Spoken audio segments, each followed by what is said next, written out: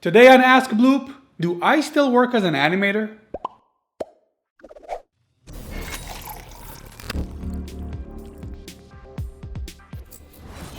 Welcome to AskBloop, more here from bloopanimations.com. It's Friday and it's time for your questions.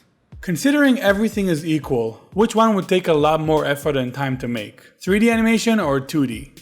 3D animation is generally considered much more expensive to make. That's because there's much more people needed to produce 3D animation. You need someone to design the characters, then someone to model them, another one to rig them, texture them, animate them, then people who will light and composite and edit the shots. That's a ton of people. Even if some of them can do multiple jobs, it will still take longer to make. With 2D, you can basically have an animator, and usually if they're a good animator, they can probably design the characters as well. And there's no rigging or texturing needed. Compositing is much simpler too. So everything else being equal, I would say 3D animation is a few times harder to produce.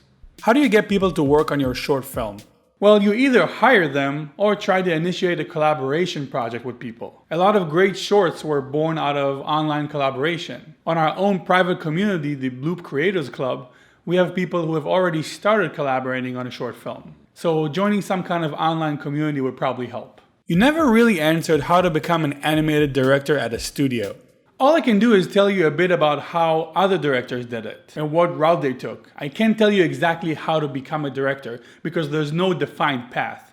Each director had to work hard to find their own path. Some through working at a big studio and some by doing indie films by themselves. Some were animators and some came from commercials. If you spend time trying to find some formula, chances are you're gonna get disappointed. Especially since you're asking about how to become a director at a studio. I don't own those studios, so I can't tell you what will make you a director there. I don't even think the people at the studios would know. The only thing I know is that I didn't want to spend my time convincing big studios to make me a director and instead decided to make my own films.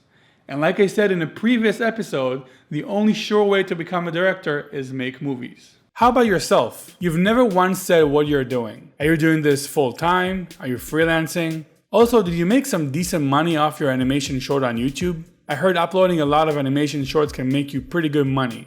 To answer the first part of your question, yes, I used to freelance pretty much full-time as an animator after graduation. But I hardly do that anymore since I'm working pretty much full-time on Bloop. That means that I have to do a lot of other stuff other than animating, like run the business side of things. But I'm still the only animator on Tasteful, and I animated Lift Up as well. So I definitely keep my animation muscles active. As for making money off of my short on YouTube, of course not. YouTube is a really bad way to make money. No offense, YouTube, but unless you're getting millions of views every week, the money from the platform is very small. I don't use YouTube to make money, but only as an audience building tool, as a place I can talk to you guys, which is great. The money making side of this business comes from our products, not YouTube views.